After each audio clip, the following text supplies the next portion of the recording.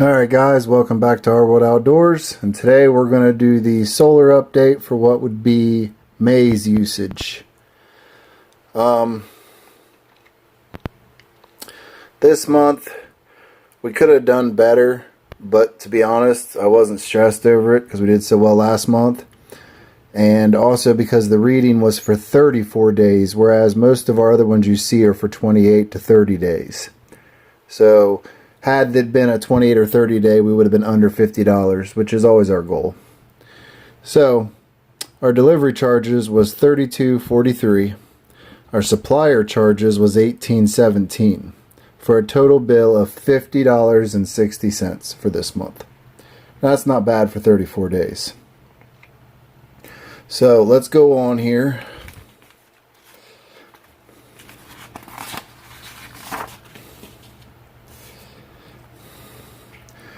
Okay,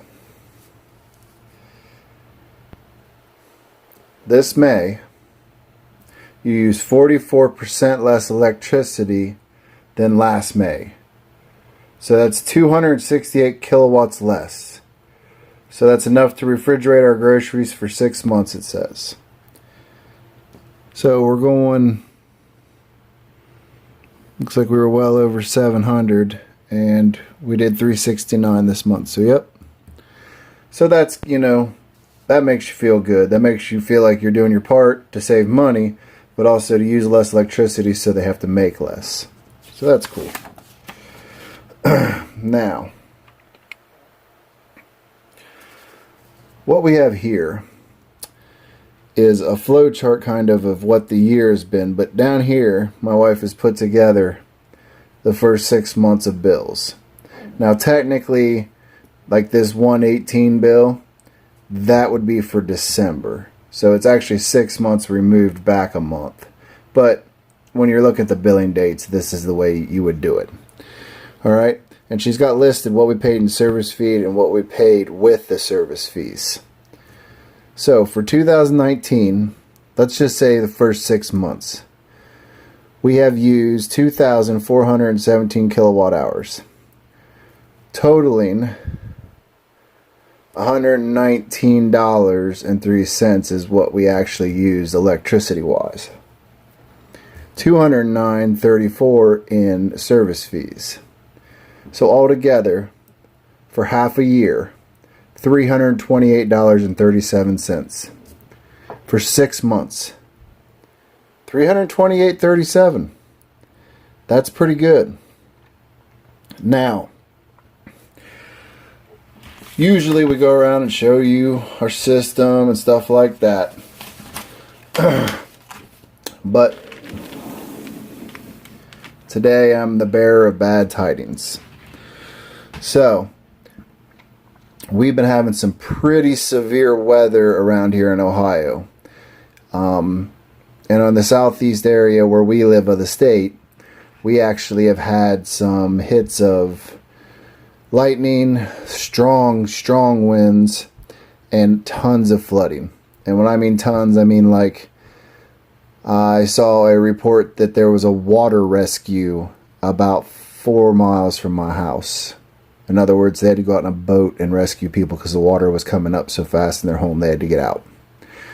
Now, I'm not going to get into debate of why nature's doing this, because we've literally had like 10 or 15 days of heavy storms on and off, and they've been blockbusters of storms.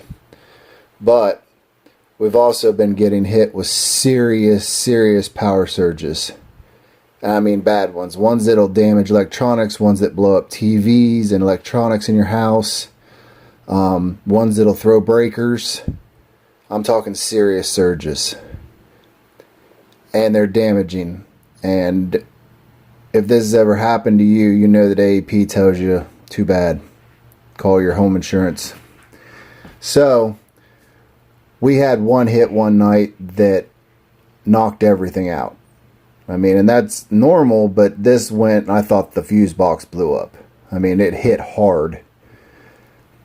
And the next day, everything seemed to be fine, and then about 10 o'clock I smelled what smelled like burning wires, but it was real faint. I thought somebody maybe was burning something outside. And later that day I saw that one of my grid ties wasn't working. None of the fuses are blown. No issues. But basically it just wasn't functioning. It wasn't burning. It wasn't doing anything. It just wasn't functioning at all. Wasn't turning on. Now that's what these are supposed to do to keep the linemen out there safe. If there's not power at your box, these shut off. But they're not exactly designed to take a whole bunch of heavy backfeed current hits. So basically one of them probably, I would guess, one had a weak MOSFET. I haven't torn it apart yet. But this is the replacement. This was $109. Now mind you, if we look at this and then roll back over here, look at all the money we're saving. I mean, essentially, you got to understand that essentially we have cut our bills in half. So, you know, some months we were paying $150, some months we were paying $100, so we're making $50 to $100 every single month off our changes. It may not be all solar, but you know, we're making big changes. So for me to spend $109 on this, I'm not out anything because we've saved so much more, like 6 to 7 times more than that just in the last 6 months. And these have been installed longer than that. Now, a good friend of mine asked me, the first thing out of his mouth was it the one outside in the wood burner building that gets filled with dust and ashes and crap and stuff? Nope, that one's still going strong. This was one of the ones inside the house, one of the newer ones. You just got to chalk it up. But a decision has been made that once our house is paid off, which we're working on, probably within the next year we'll be paying the property off. So we're going to probably upgrade to a Sunny Boy at that point. It's built to take a lot more of a slam. Just an overall better system. Plus I can put it all into one and run dual strings inside one. And that will make just the whole system work better and nicer. I can run it to a different area so it's not so loud in the house.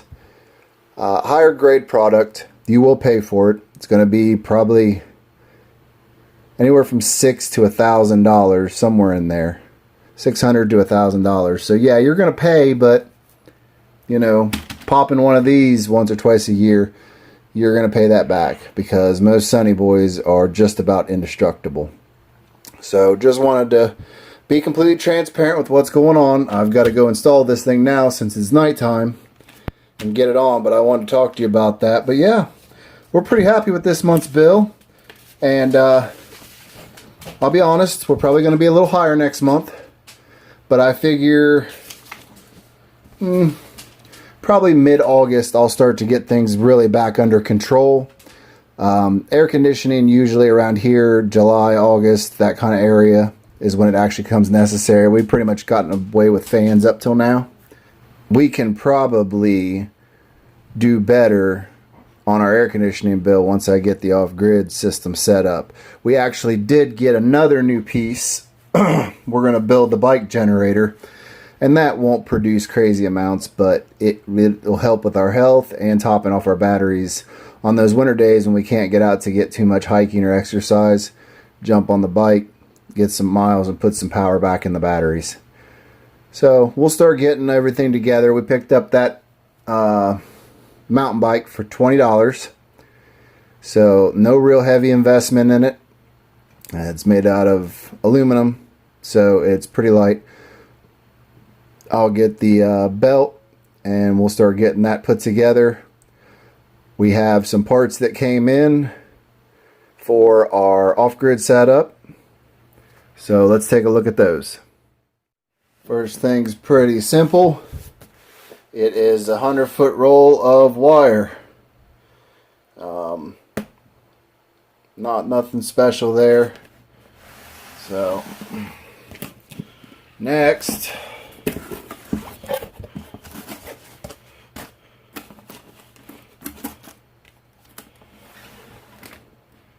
we got an MPPT solar charge controller. And if that looks familiar, that would be because it is a Rover clone, Renogy Rover clone. 40 amp. And the only difference I understand it is that temperature sensor. The only difference I understand it is the lugs where the wires go in on this one are bigger, which is a good thing. But really reasonably priced. A lot of good reviews. I will do a full review on all this stuff when I get it all up and operating.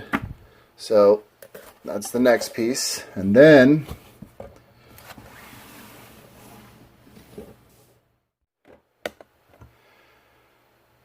okay, and next we've got the Xantrex Pro Watt SW 2000 watt.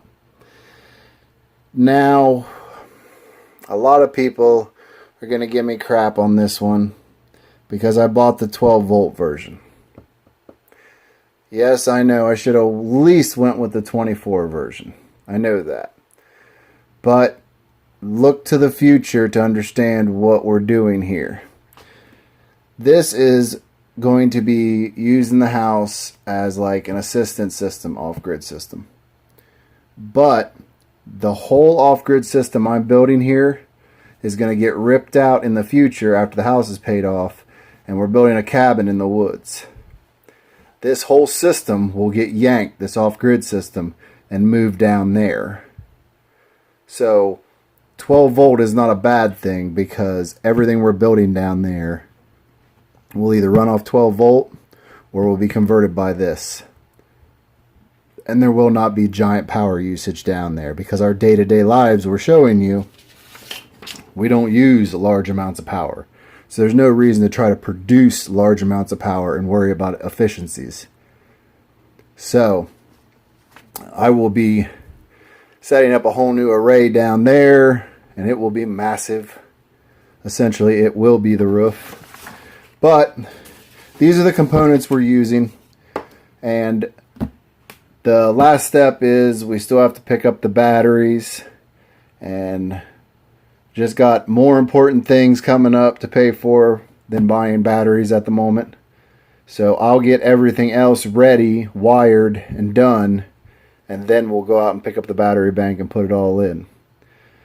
So lots of good things to look forward to, lots of reasons to keep watching and watch our system kind of progress and grow. Maybe not what most people consider top of the line gear, but definitely there isn't any junk here. So, till next time, I'm Tony, and remember, do whatever you can to save a little money on your power bill, because it not only helps you save money, but it actually helps the environment. So I'll see you in the next one.